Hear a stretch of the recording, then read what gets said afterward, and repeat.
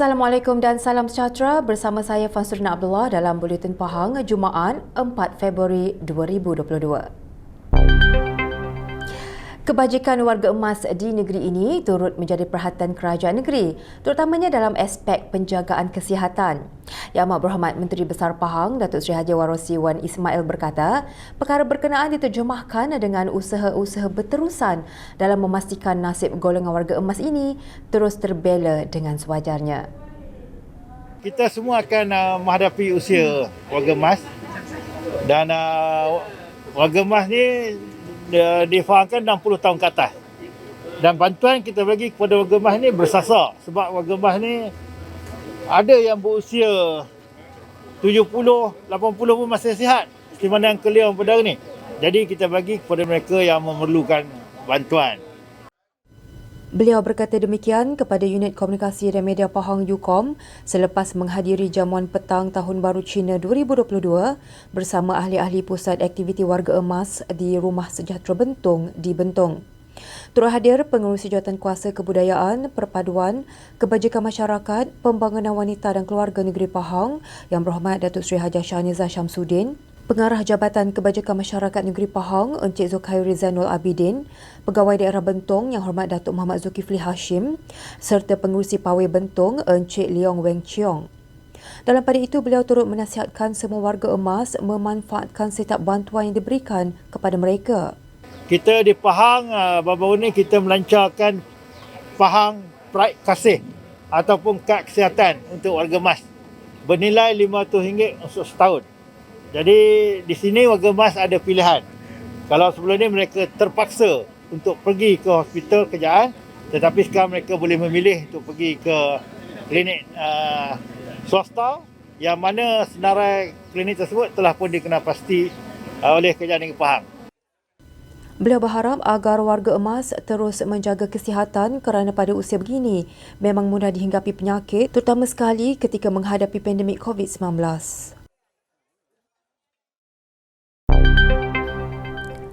Nasib yang menimpa seorang mangsa kebakaran di kampung orang asli Bangas, Kuala Sentul, Maran mendapat perhatian daripada pelbagai pihak, termasuklah Kerajaan Pahang, Jabatan Kebajikan Masyarakat JKM dan Majlis Ugama Islam dan Adat Resam Melayu Pahang MUIM. Pengerusi Jawatankuasa Perpaduan, Kebajikan Masyarakat, Pembangunan Wanita dan Keluarga Negeri Pahang Yang Berhormat Datuk Seri Haji Shahnizah Syamsuddin berkata, bantuan segera telah diberikan kepada mangsa yang mana rumahnya telah musnah sepenuhnya dijilat api dalam kejadian kebakaran pada 1 Februari. Menurutnya, mangsa bersama keluarga kini menumpang di rumah abangnya buat sementara waktu sebelum menerima rumah baharu siap dibina oleh pihak MUIB. Beliau berkata demikian dalam satu kenyataannya di laman sosial Facebook miliknya selepas menyampaikan bantuan segera kepada mangsa kebakaran berkenaan. Bantuan tersebut diharap dapat memberi sinar baharu buat mangsa dan keluarga yang telah kehilangan semua harta benda dalam kebakaran terbabit. Sehingga 3 Februari 2022, seramai 27,864 kanak-kanak di Pahang telah mendaftar bagi program imunisasi COVID-19 untuk kanak-kanak PIC Kids. Pengarah Kesihatan Negeri Pahang Yang Hormat Datuk Dr. Nur Azmi Yunus berkata, jumlah tersebut adalah 14.1% daripada 197,700 orang kanak-kanak di seluruh Pahang yang telah didaftarkan oleh ibu bapa atau penjaga masing-masing sebagai dependen menerusi sistem MySejahtera. Menurutnya, suntikan bagi PIC Kids di Pahang akan bermula pada 7 Februari 2022 yang akan dimulakan di Pusat Pemberian Vaksin Khas SPPV di Hospital Tengku Ampuan Afzan HTAA di Kuantan yang disasarkan kepada kumpulan kanak-kanak komorbid yang layak. Beliau berkata demikian dalam satu kenyataannya kepada media semalam. Beliau berkata sebanyak 78 pusat pemberian vaksin PPV COVID-19 akan dibuka yang melibatkan 11 SPPV, 60 klinik kesihatan KK dan klinik kesihatan ibu dan anak KKIA serta 7 PPV off-site akan menyediakan perkhidmatan pemberian vaksin COVID-19 ini. Jelasnya, jumlah PPV ini berkemungkinan akan bertambah dari semasa ke semasa bergantung kepada liputan vaksinasi kanak-kanak di negeri ini. Datuk Dr. Nur Azimi berkata pihaknya juga sedang memperhalusi beberapa PPV outreach di sekolah-sekolah bagi tujuan memudahkan proses pemberian vaksin COVID-19 kepada kanak-kanak. Jelasnya hanya satu jenis vaksin sahaja yang ditawarkan dalam PIC Kids ketika ini iaitu Comirnaty Pfizer-BioNTech untuk dos kanak-kanak.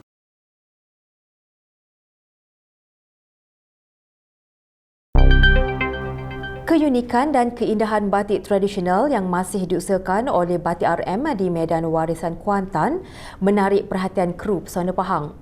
Mari kita ikuti kupasan menarik Pesona Pahang oleh wartawan Janah Kamaruzaman bersama juru kamera Azmaidi Abidin.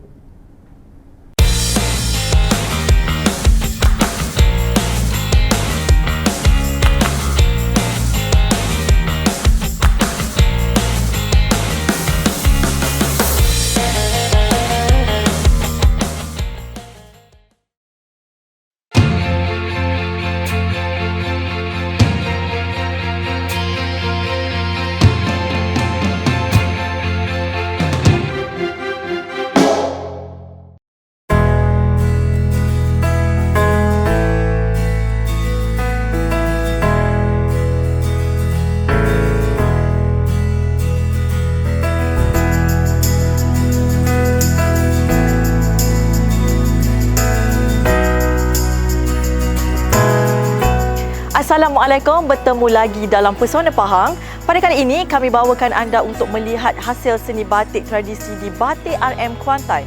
Jom.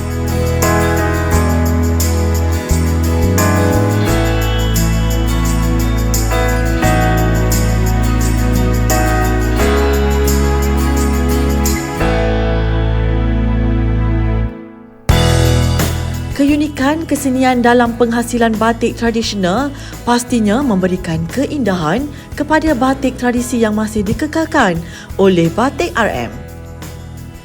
Terletak di tengah-tengah bandar Kuantan, pastinya tidak sukar untuk dikunjungi pelancong di lokasi Medan Warisan.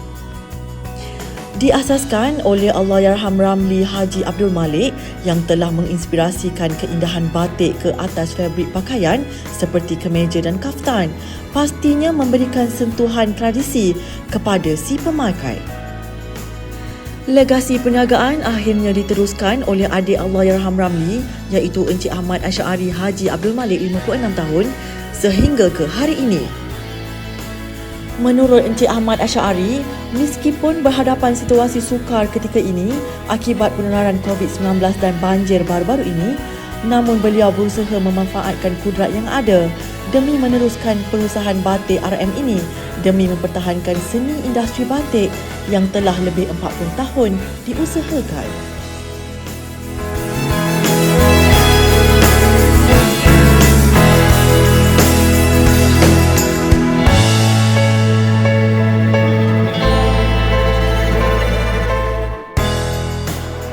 Batik RM ni telah ditubuhkan pada tahun 1977 dan kita start berniaga pada tahun 1978 sehingga ke hari inilah.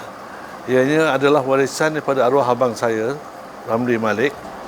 Dia adalah seorang pelukis dan designer berkelulusan dari York Bradford College University di London. Ya. Dia balik sebagai pensyarah di ITM dulu untuk 2 tahun. Lepas tu dia berhenti kerja pensyarah dan dia memulakan perniagaan batik lah. Dia mengubahkan batik ni daripada dulunya batik ni cuma dibuat pada kain sarung, alas meja dan alas katil lah, cadar. Kemudian dia balik, dia tukar kepada buat pakaian siap dengan kain ela semualah. Kemudian baju pakaian lelaki dan perempuan. Pada masa yang sama dia telah buat ekspor untuk pakuraban.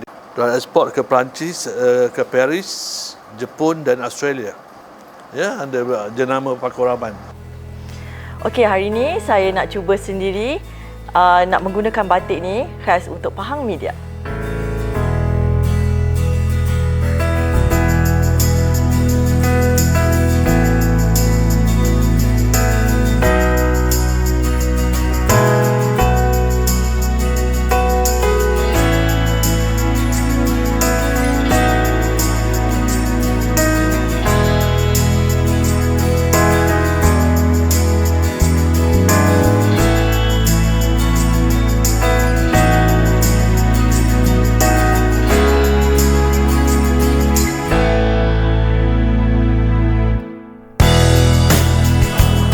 So RM dia kekal dengan design dia dengan pada geometrical dan abstract design lah.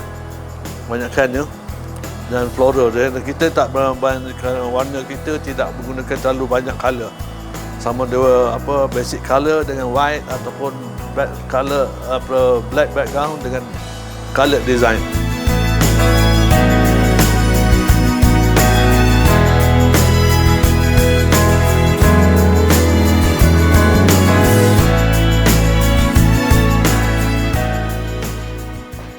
Okey, tadi kita dah buat proses canting batik. So sekarang dah complete batik yang dah dicanting. Jadi lepas tu next process is colour. So kita test dulu style colour dulu. Kita nak colour bunga dia.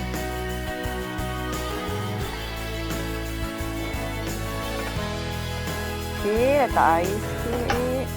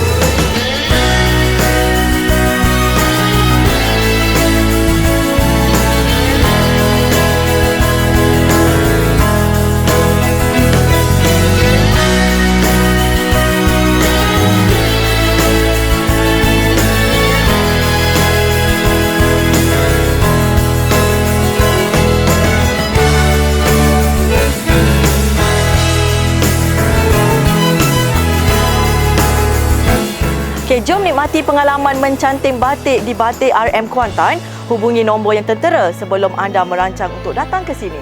Assalamualaikum.